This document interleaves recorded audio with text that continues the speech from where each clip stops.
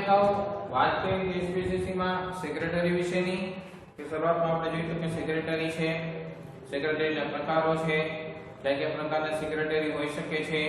એમાં એક પ્રકાર આપણે કંપની સેક્રેટરી જોયો તો કંપની સેક્રેટરી એટલે કે સીએસ જે અત્યારના સમયમાં જોઈએ તો એક ખૂબ જ જે માંગવાળા હોદ્દો છે કે જેના માટે જો સારા તજજ્ઞ હોય, જાણકારો હોય તો એવા લોકો માટે ઘણી બધી અહીંયા ઓપોર્ચ્યુનિટી છે, તકો છે. બરાબર.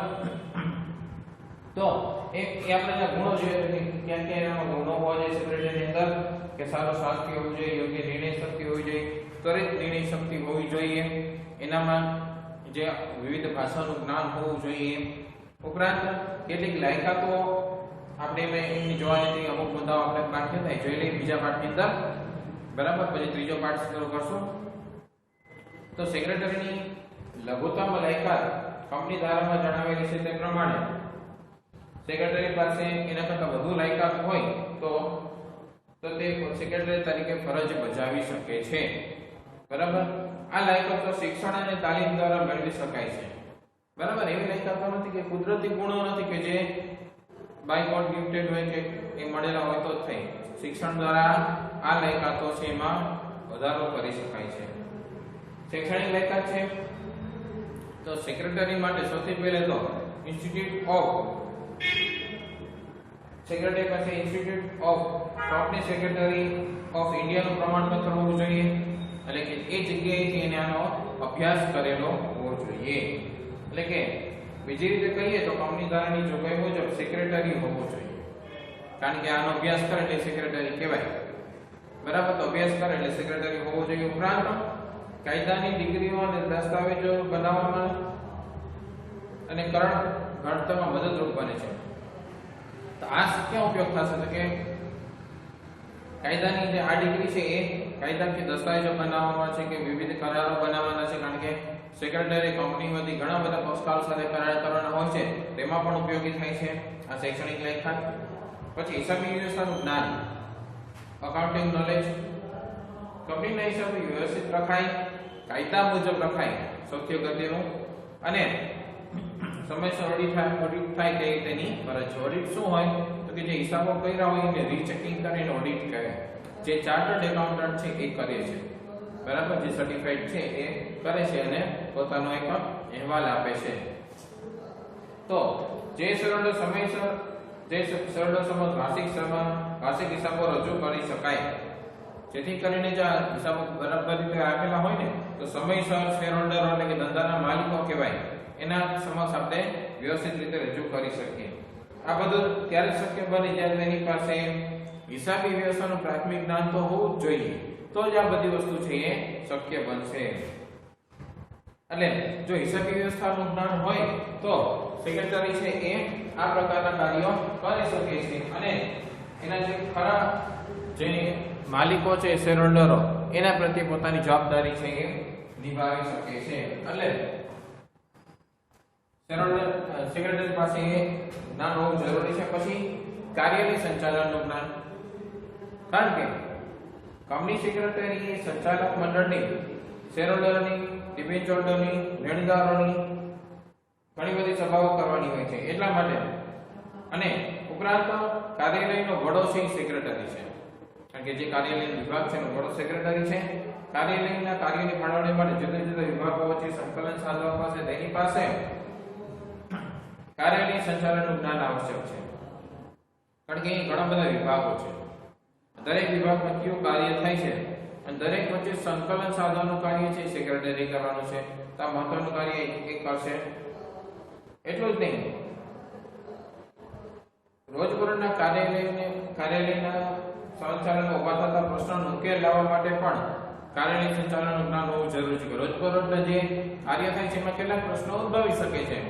તો આવા પ્રશ્નોનું નિરાકરણ લાવવા માટે પણ આ જ્ઞાન એના પાસે ઉપયોગી થઈ પડે છે. કારણ કે જો એને એ વસ્તુનું જ્ઞાન હોય ને તો ત્વરિત નિર્ણય શક્તિ વાળો ગુણ કીધો તો ત્વરિત નિર્ણય લઈ શકે છે અને જે પણ સમસ્યા છે એને તરત નિકાલ કરી શકે છે, જેથી કરીને કંપનીનું કાર્ય છે ખોરવાય નહીં અને વ્યવસ્થિતપણે ચાલ્યા કરે. ત્યાર પછી સભા સંચાલનનું જ્ઞાન.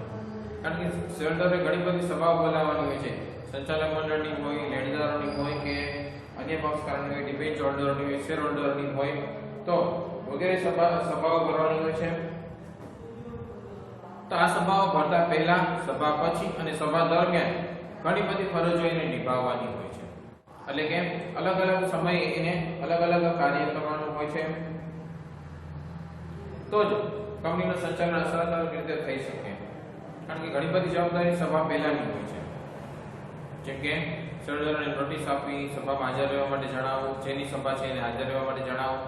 પછી સભા દરમિયાન હોય કે જે બાબતો આપણે બતાવેલી હતી કે જે સભા ભરવામાં આવી છે, જે બાબતો પર ચર્ચા વિચારણા કરવા માટે, એ બાબતો પર શું ચર્ચા વિચારણા થઈ, અંતે શું નિર્ણય હોય એ પણ એને નોંધ કરવાની હોય છે. ઉપરાંત અને સભા પછીનું કાર્ય એટલે કે જે નિર્ણય હોય એને આપણે રજિસ્ટર સમક્ષ નોંધાવવો પણ પડે છે. એટલે જે બાબત અગત્યની છે એને રજિસ્ટ્રારને જણાવવાની છે, એ બાબત રજિસ્ટ્રારને જણાવી અને અહીંયા નોંધણી પણ કરાવવાની છે. એટલા માટે એની પાસે સભા સંચાલનનું જ્ઞાન હોવું જરૂરી છે. પછી જેમ કે સભા સંચાલનમાં જેમ કે સભા બોલાવી, નોટિસ આપવી, એજન્ડા તૈયાર કરો, મિનિટ્સ તૈયાર કરવી, ફોરમ રાખો, પ્રોક્સીની ચકાસણી કરવી વગેરે બાબતોનું પાલન થાય તે માટે એની પાસે સભા સંચાલનનું જ્ઞાન જરૂરી છે.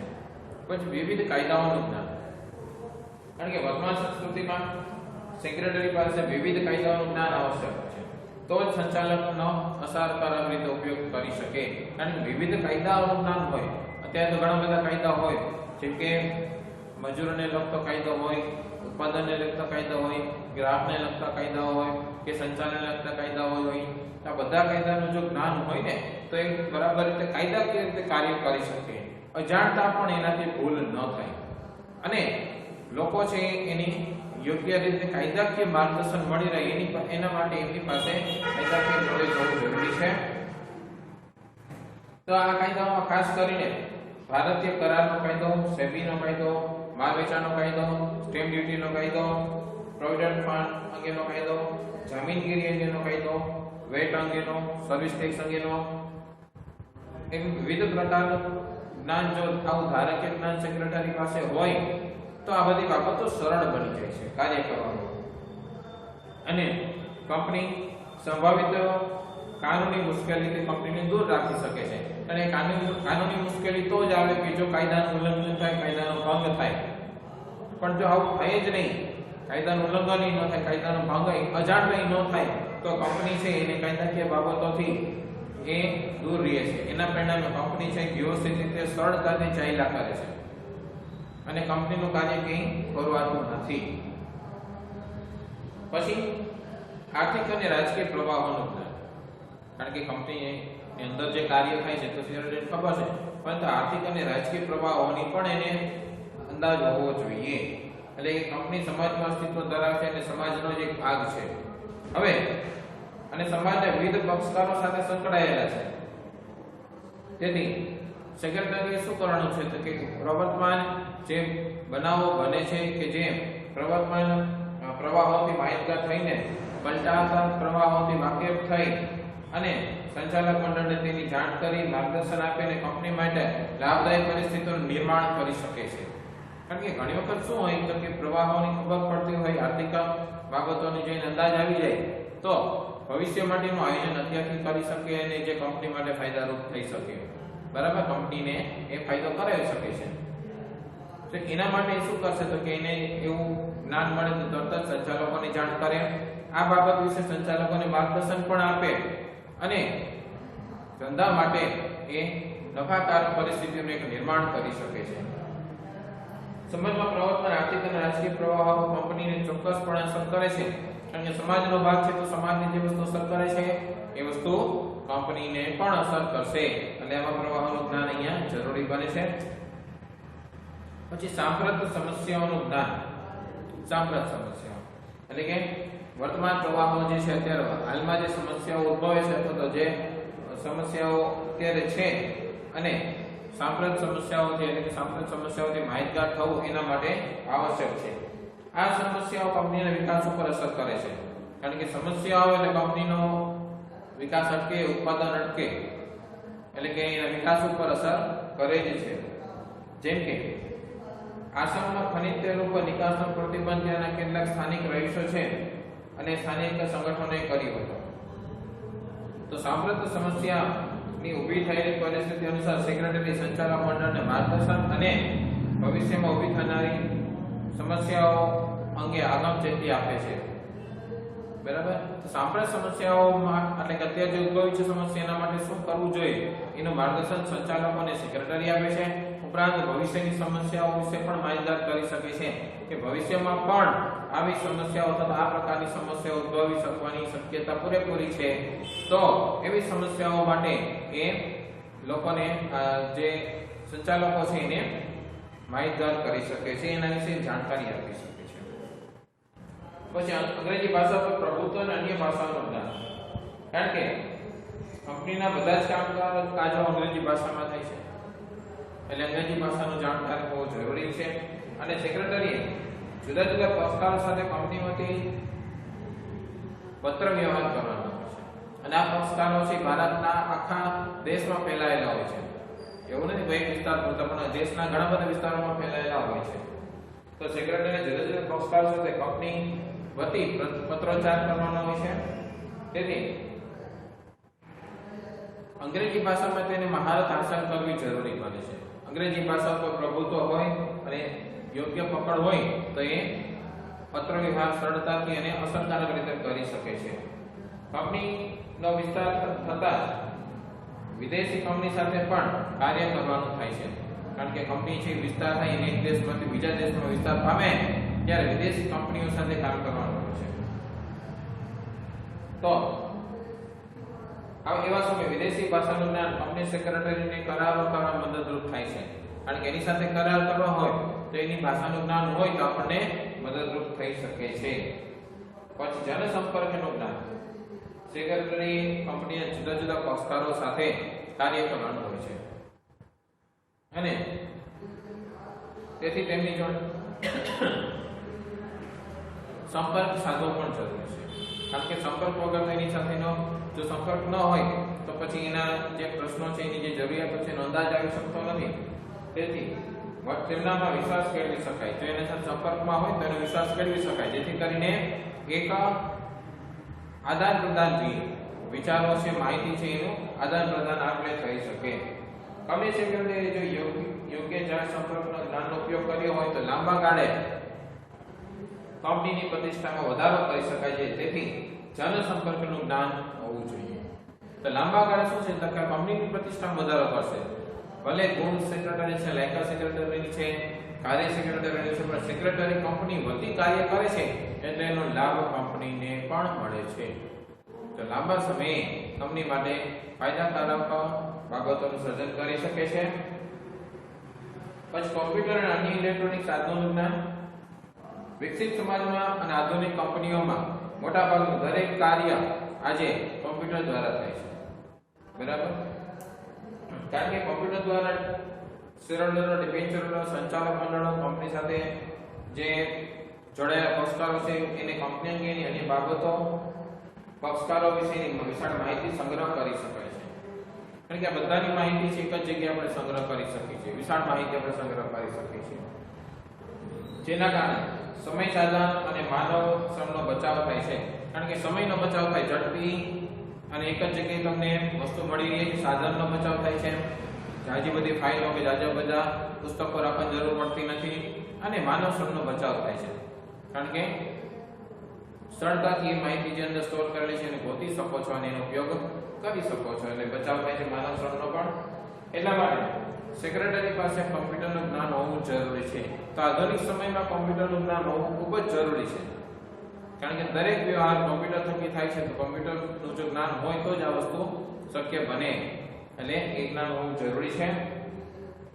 તેથી કર્મચારીની જે કંપનીની પ્રતિષ્ઠા વધારો થાય અને ઉપરાંત ઓફિસ સંચાલનમાં વપરાતા વિવિધ પ્રકારની ઇલેક્ટ્રોનિક ઉપકરણો પણ જ્ઞાન હોવું જોઈએ. અને ઓફિસ સંચાલનમાં ઘણા બધા ઇલેક્ટ્રોનિક ઉપકરણો છે એ વપરાતા હોય, એનું જ્ઞાન પણ હોવું જોઈએ. તેથી કર્મચારીની ગેરશિસ્ત ઉપર અંકુશ રાખી શકે. કોઈ કર્મચારી જો ગેરશિસ્ત કરતો હોય તો એનો પર અંકુશ રાખી શકાય છે.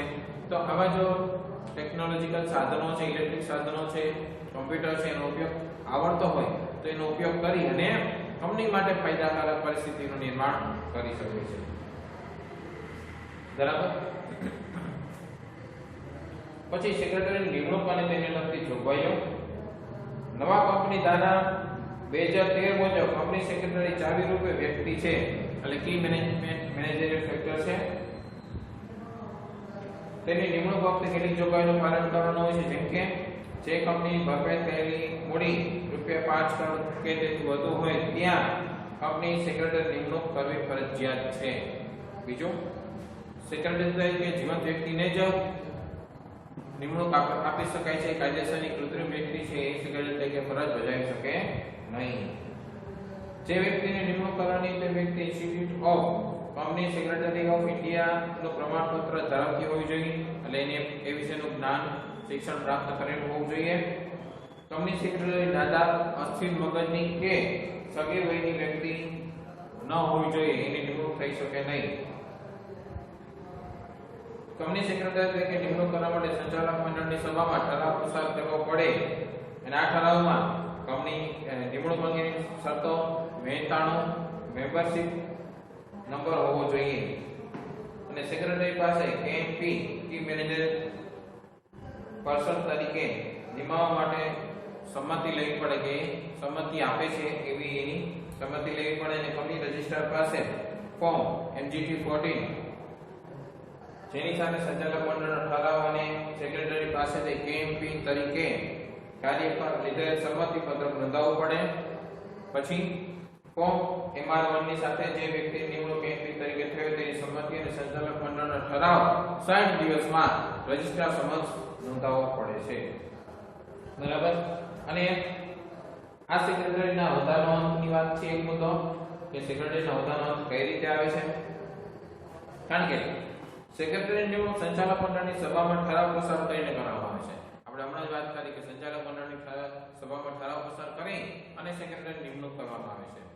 હવે તેમના હોદ્દાનો અંત આમ તો કરારની શરતો મુજબ થાય છે, ઉપરાંત કેટલીક જોગવાઈઓનો પાલન કરવાનું હોય છે, જેમ કે સેક્રેટરીનું અવસાન થાય ત્યારે એ તો કુદરતી અવસાન કુદરતી રીતે છે, એટલે કે એ હોદ્દાનો અંત આવી જાય છે, તે કરાર કરવામાં અસમર્થ બને. બરાબર. કે અસ્થિર મગજનો કે એવો કઈ કોઈ બીમારીને કારણે થઈ જાય અને કરાર કરવા માટે અસમર્થ બને તો એના હોદ્દાનો અંત આવે છે. કંપની નોટિસ આપીને સેક્રેટરીને છૂટો કરે, કોઈ કારણસર યોગ્ય ન હોય તો એ નોટિસ આપીને છૂટો કરે ત્યારે સેક્રેટરી પોતે રાજીનામું આપે ત્યારે, કાર્ય ન કરવું હોય અને રાજીનામું આપે ત્યારે, સેક્રેટરી કંપની જોડે છેતરપિંડી કરે, વિશ્વાસઘાત કરે કે દગો કરે ત્યારે એને કંપનીમાંથી છૂટો કરવામાં આવે છે, એના હોદ્દાનો અંત આવે છે. પોતાના કાર્યમાં અક્ષમ્ય બેદરકારી દર્શાવે અને જેનાથી કંપનીને નુકસાન થાય તો સેક્રેટરીના હોદ્દાનો અંત આવે છે. પછી કંપની ધારાની જોગવાઈનું પાલન સેક્રેટરી ન કરે ત્યારે, કારણ કે જો કાયદાનું પાલન ન કરે તો સેક્રેટરી તરીકેના હોદ્દાનો અંત આવી જાય છે. અંગત રીતે છૂપો કે નફો કે કમિશન મેળવે, છૂપો નફો કે કમિશન કોઈ પાસેથી મેળવે અને અંગત રીતે મેળવે, એટલે કે કંપની માટે ફાયદાકારક ન હોય તો, અને કંપની ફડચામાં જાય કે કાયદા મુજબ કંપનીનું વિસર્જન કરવામાં આવે ત્યારે સેક્રેટરીના હોદ્દાનો અંત આવે છે. ફડચામાં એટલે નુકસાનીમાં ગઈ હોય ને કંપની બંધ થતી હોય ત્યારે સેક્રેટરીના હોદ્દાનો અંત આવે છે. તો આટલા મુદ્દાઓ છે. ત્યાર પછી છે આપણે બીજો પ્રકરણ જોવાનું છે, કંપનીની સ્થાપના વિધિ. બરાબર. કે જેમાં કંપનીની સ્થાપના કેવી રીતે થાય છે એની વાત આવે. કંપની સેક્રેટરીની વાત કરી, પણ હવે કંપની સ્થાપના વિધિ કે કંપનીની સ્થાપના છે એ કઈ રીતે થાય. બરાબર. કંપનીની સ્થાપના વિધિ.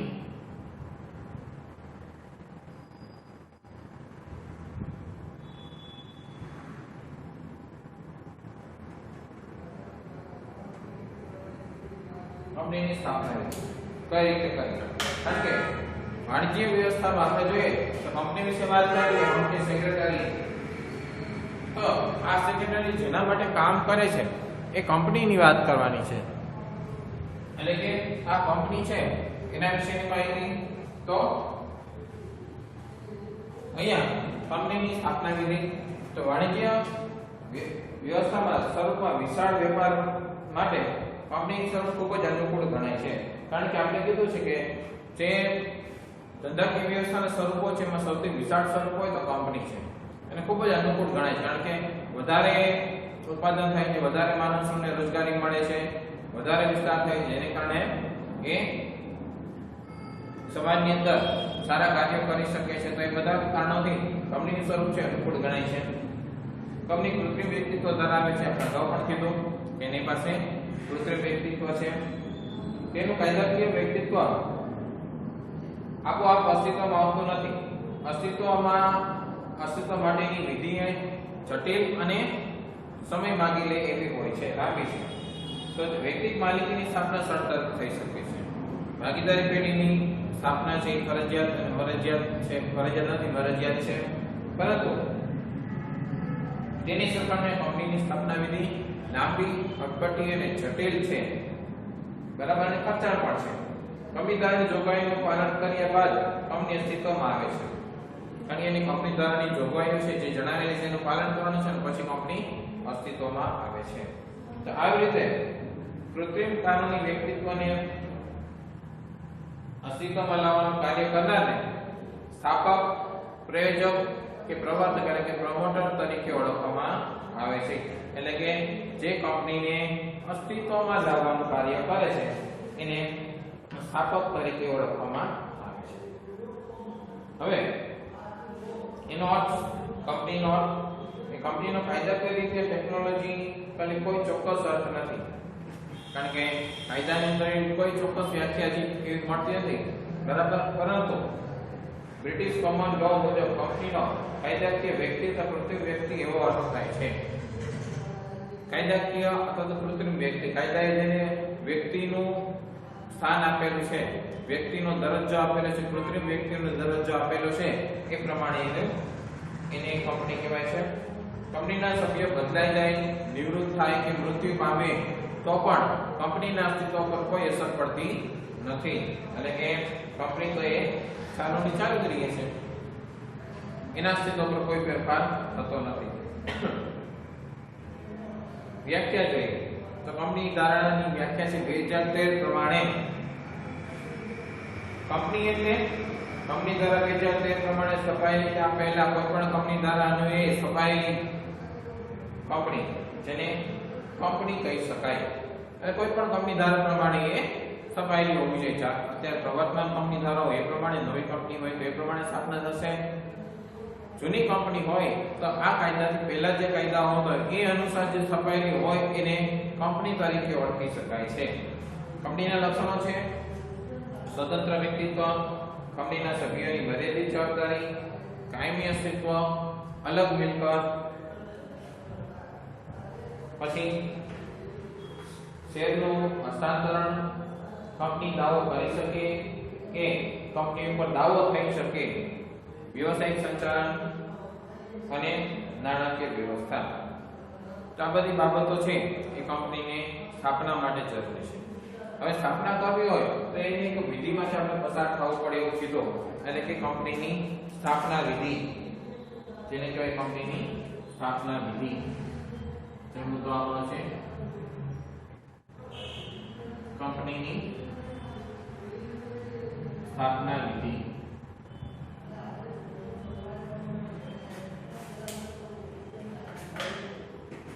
હવે આ કંપની સ્થાપનાનો પ્રથમ તબક્કો છે જોઈએ તો, કારણ કે સ્થાપના વિધિથી જ કંપનીની શરૂઆત થાય છે.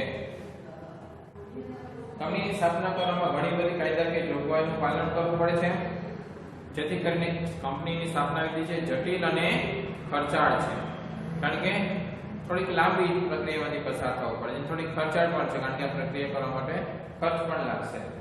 તો આ કાર્ય અચાનક થઈ જતું નથી કે આપણે વિચાર એવો કંપની બનાવી છે ને બની ગઈ. એના માટે અલગ અલગ તબક્કામાંથી પસાર થવું પડે છે, બરાબર. તો પહેલું છે સ્થાપના પહેલાનો તબક્કો, એટલે કે નોંધણી પહેલાનો તબક્કો, બરાબર, કે જેમાં કંપનીની સ્થાપના પહેલાનો તબક્કો છે એની બાબત અહીંયા આવે છે. કારણ કે સ્થાપના થાય પહેલા પણ કેટલાક તબક્કા પસાર થાય, પછી સ્થાપના થાય. એમને એમ સ્થાપના તો નહીં થાય, એટલે સ્થાપના પહેલાનો તબક્કો અને બીજો નોંધણીનું પ્રમાણપત્ર મેળવવાનો તબક્કો કે જેની અંદર કંપનીની નોંધણી થઈ છે એવું પ્રમાણપત્ર મેળવવું પડે. તો પહેલો છે કંપનીની સ્થાપના પહેલાનો એટલે કે નોંધણી પહેલાનો તબક્કો. તો કંપનીની અહીંયા સ્થાપના પહેલાનો એટલે કે નોંધણી પહેલાનો તબક્કો.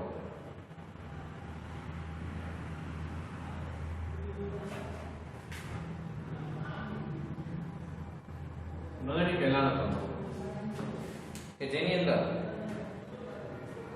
નોંધણી પૂર્વેનો તબક્કો કહેવાય.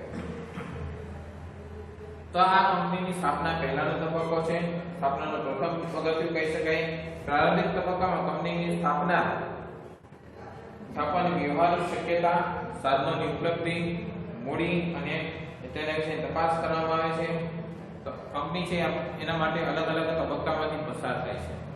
કારણ કે જો એના માટે આ બધી બાબતોમાંથી પસાર થવામાં આવશે તો જ કંપનીની સ્થાપના કરવી કે કેમ એનો ખ્યાલ આવી શકે. બરાબર. એટલે કંપનીના અલગ અલગ તબક્કામાંથી પસાર થવું પડે, જેમાં પહેલો છે ધંધાની સ્થાપનાનો વિચાર.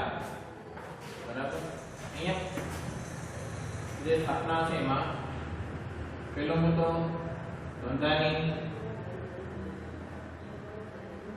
સ્થાપનાનો વિચાર. કારણ કે આ વિચાર કોને આવશે? કંપનીના ધંધાના સ્થાપકને કે જેને આપણે પ્રયોજક, સ્થાપક કે પ્રમોટર તરીકે ઓળખીએ છીએ એને આ કંપનીની સ્થાપનાનો વિચાર આવશે. એટલે કંપની સ્વરૂપમાં ધંધાની સ્થાપના અને એનો ખ્યાલ જે વ્યક્તિને કે વ્યક્તિના સમૂહને ઉદ્ભવે છે. કારણ કે કોઈ વ્યક્તિને એવું થાય કે આપણે આવો ધંધો વ્યવસાય કરીએ જેને કંપની સ્વરૂપ આપીએ, અથવા એક વ્યક્તિના સમૂહને આવો ખ્યાલ ઉદ્ભવે છે.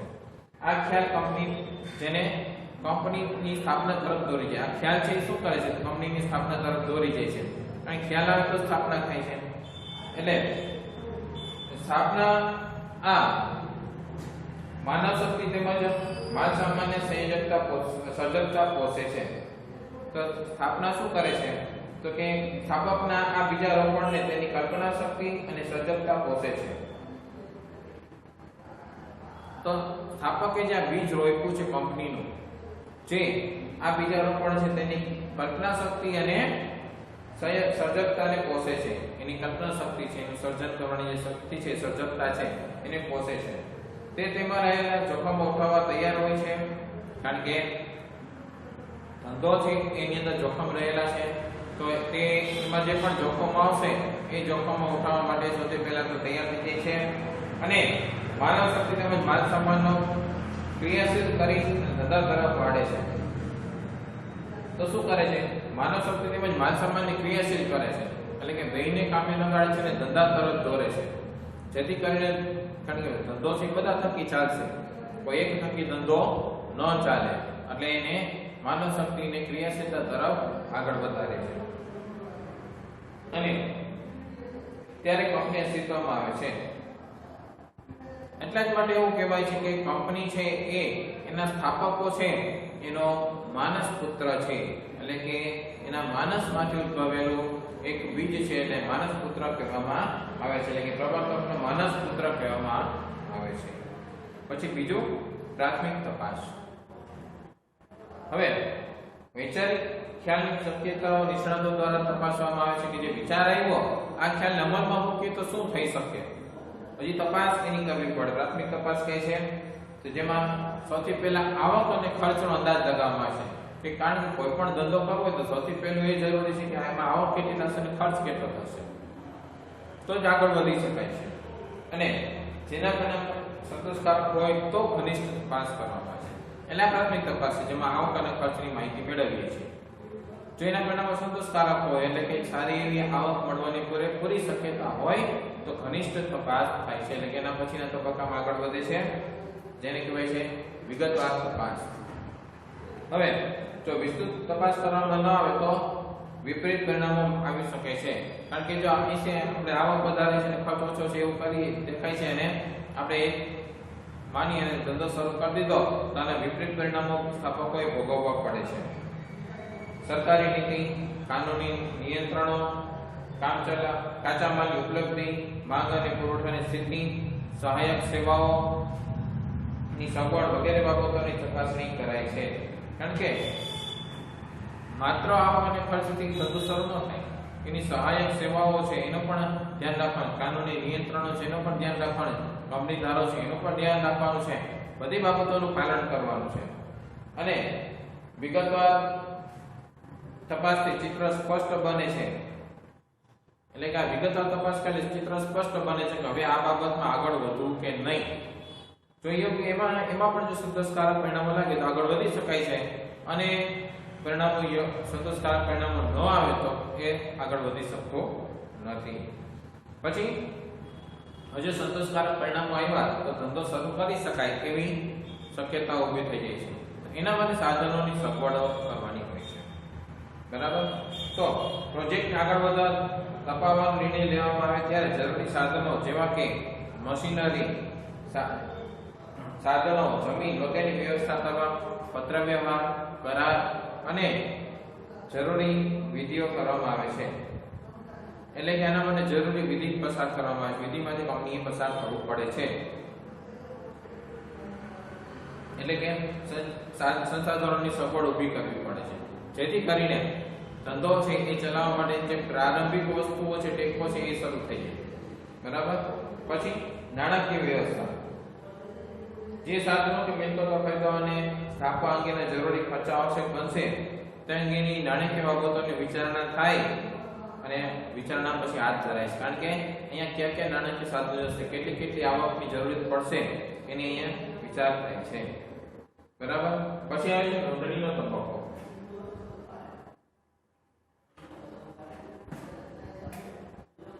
બીજો તબક્કો નોંધણીનો તબક્કો.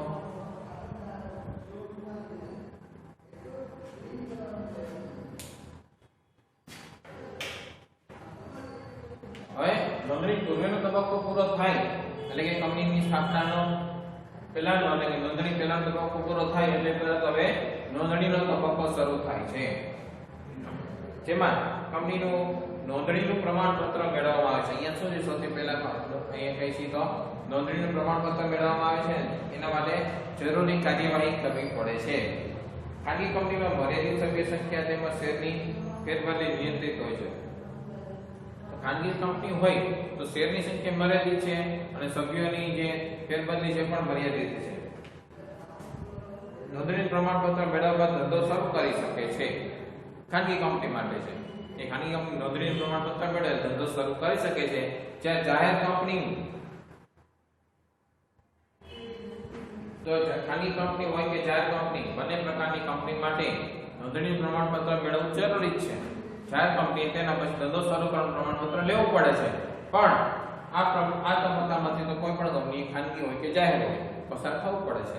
એટલે કે નોંધણીનું પ્રમાણપત્ર તો બંને કંપનીઓએ લેવું જ પડે છે. તો જેના માટે કેટલાક દસ્તાવેજો રજૂ કરવા પડે છે. કારણ કે નોંધણી પ્રમાણપત્ર લેવું છે કે આપી દેશે એવું નથી, પણ એના માટે કેટલાક દસ્તાવેજો રજિસ્ટ્રાર સમક્ષ રજૂ કરવા પડે છે. જેમાં પહેલો દસ્તાવેજ છે આવેદનપત્ર. કંપનીનો આ પાયાનો અને મૂળભૂત દસ્તાવેજ છે, કારણ કે જેના થકી કંપની શું છે એનો ખ્યાલ આવે છે. એટલે આવેદનપત્ર છે મૂળભૂત દસ્તાવેજ કહે છે. આ દસ્તાવેજ જેમાં જે કલમો હોય છે તેના આધારે કંપનીનું ધ્યેય નક્કી થાય છે. એટલે કે આ દસ્તાવેજની અંદર જે કલમ હશે એનાથી કંપનીનું ધ્યેય નક્કી થશે, કંપની કયા કાર્ય માટે સ્થપાયેલી છે એ ખ્યાલ આવશે. અને આ દસ્તાવેજમાં કંપનીનું નામ, ધ્યેય, મૂડી, સભ્યોની જવાબદારી અને રજિસ્ટર્ડ ઓફિસ વગેરે દર્શાવવામાં આવે છે, જેથી કરીને કંપની વિશેની સંપૂર્ણ માહિતી આવેદનપત્રમાંથી મળે. આ દસ્તાવેજ ત્રાહિત પક્ષ અને કંપની વચ્ચે સંબંધ નક્કી કરે છે. ત્રાહિત પક્ષ એટલે કે જેને કંપની સાથે નાણાકીય સંકળાયેલું છે, જેને કંપનીમાં રોકાણ કરવું છે એ અને કંપની વચ્ચેનો સંબંધ નક્કી કરે છે કે આપણે કંપની સાથે કયા પ્રકારનો સંબંધ રાખવો. કોઈ પણ કંપની માટે આવેદનપત્ર પાયાની અને અગત્યની પ્રાથમિક જરૂરિયાત છે. કારણ કે કંપની કોઈ પણ હોય તો આવેદનપત્ર એની પાયાની જરૂરિયાત છે, અગત્યની જરૂરિયાત છે. આવેદનપત્ર દ્વારા કંપનીનો ધંધો નક્કી થાય છે. કંપની કયા ધંધા કે કયા ઉદ્દેશ માટે સ્થપાયેલી છે એ આવેદનપત્ર દ્વારા નક્કી થાય છે. પછી આ છે નિયમનપત્ર. નિયમનપત્ર એ કંપનીની આંતરિક વહીવટી બાબતોનો નિર્દેશ કરતો નિયમનપત્ર છે અને ધારાધોરણો દર્શાવે છે. આવેદનપત્ર કંપનીનું ધ્યેય નક્કી કર્યું છે તેને સાકાર કરવા કંપનીની નીતિ અને નિયમો આમાં નક્કી કરવામાં આવે છે, એટલે કે નિયમનપત્રમાં. કારણ કે જે ધ્યેય નક્કી કરવામાં આવ્યું છે, ધ્યેયને પૂરો કરવા માટે કંપની જે નીતિનું ઘડતર કરશે એ નીતિ નિયમો નિયમનપત્રની અંદર નક્કી કરવામાં આવે છે. પછી સંચાલકોની યાદી.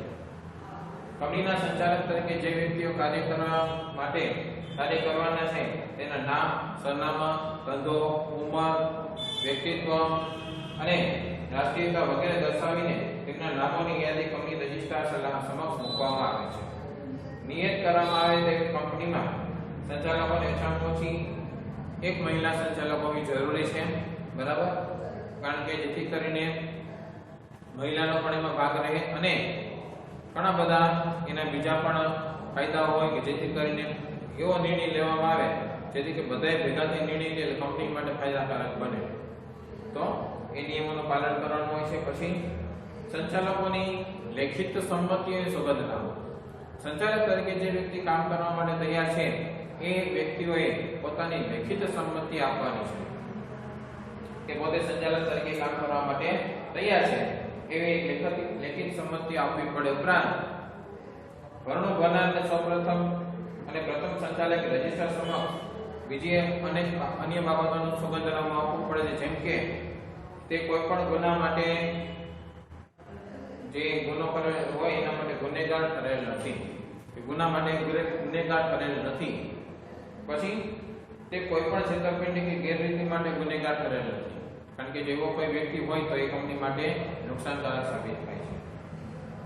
અને રજિસ્ટ્રાર સમક્ષ જે માહિતી આપવામાં આવી છે તે સાચી અને પૂર્ણ છે, કારણ કે એવી પણ સોગંદ આપવા પડે છે કે જે રજિસ્ટ્રાર સમક્ષ જે માહિતી આપવામાં આવી છે એના દ્વારા એ સાચી છે અને પૂર્ણ છે, બરાબર?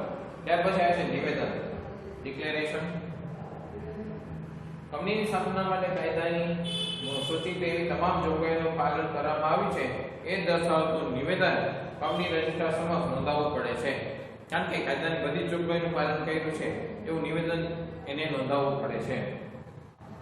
આ નિવેદન છાપેલું હોવું જોઈએ, જેમાં advocate, chartered accountant, post accountant અથવા કંપની સેક્રેટરીમાંથી જે કંપનીની સ્થાપના વિધિમાં સંકળાયેલ હોય તેને સહી પણ કરવી પડે છે. એટલે કે આ લોકોએ સહી કરવી પડે છે કે ભાઈ અમે બધી કાનૂની જોગવાઈઓ છે કંપનીની સ્થાપના માટેની એનું પાલન કર્યું છે, યોગ્ય રીતે પાલન કર્યું છે. અને કંપનીના નિયમનપત્રમાં જે સંચાલક, મેનેજર કે સેક્રેટરી તરીકે હોય તેનું નામ અને તેની પણ સહી કરવી પડે છે. અને અન્ય કંપનીમાં હિત અંગેની જાહેરાત. જો કંપનીના સંચાલકો, મેનેજર, સેક્રેટરી કે ભરણું ભરનાર જો બીજી કંપની સાથે સંકળાયેલ હોય તો તેમનું એનો હિત સંકળાયેલ હોય તો તેની માહિતી આપવી પડે છે. કારણ કે બની શકે કે કોઈ સંચાલક છે કે વધુ કંપનીમાં સંચાલક હોય તો દરેકે પોતાની માહિતી આપવી પડે છે કે અન્ય કોઈ કંપનીમાં એનું હિત સંકળાયેલું છે કે કેમ એ માહિતી અહીંયા આપવાની હોય છે. એટલે આટલા તબક્કાથી નોંધણીના તબક્કામાં આવે છે જેથી કરીને કંપનીની નોંધણી થઈ શકે. પછી આમાંથી પસાર થઈને એટલે કંપનીને નોંધણી પ્રમાણપત્ર મળે છે, બરાબર? આના બાદ નોંધણીનું પ્રમાણપત્ર આ વિધિમાંથી પસાર થાય એટલે નોંધણી પ્રમાણપત્ર મળે. રજિસ્ટ્રાર સમક્ષ નોંધણી કરાય. રજિસ્ટ્રારને યોગ્ય લાગે તો આ જે દસ્તાવેજો રજૂ કરવામાં આવે યોગ્ય લાગે તો એની તપાસ કરી અને યોગ્ય લાગે તો એને પ્રમાણપત્ર આપે છે. એટલે આ બધા દસ્તાવેજો સાથે જરૂરી ફી ભરવામાં આવે છે. કંપની રજિસ્ટ્રારને ચકાસણી કર્યા બાદ જો સંતોષકારક લાગે તો તે નોંધણી કંપનીના ચોપડામાં કરે છે, એટલે કે કંપની તરીકેની નોંધણી કરે છે કે આ કંપનીની સ્થાપના હવે થઈ છે. આ વિધિ પૂર્ણ થયા બાદ રજિસ્ટ્રાર નોંધણીનું પ્રમાણપત્ર આપે છે, એટલે કે જરૂરી વિગતો છે તપાસી યોગ્ય લાગી અને આ જે દસ્તાવેજો આપવામાં આવ્યા છે એ બરાબર છે તો કંપનીને નોંધણી માટેનું પ્રમાણપત્ર આપે છે. નોંધણીના પ્રમાણપત્રમાં જે તારીખ થી આપવામાં છે એ તારીખથી કંપની શરૂ થયેલી ગણાય છે.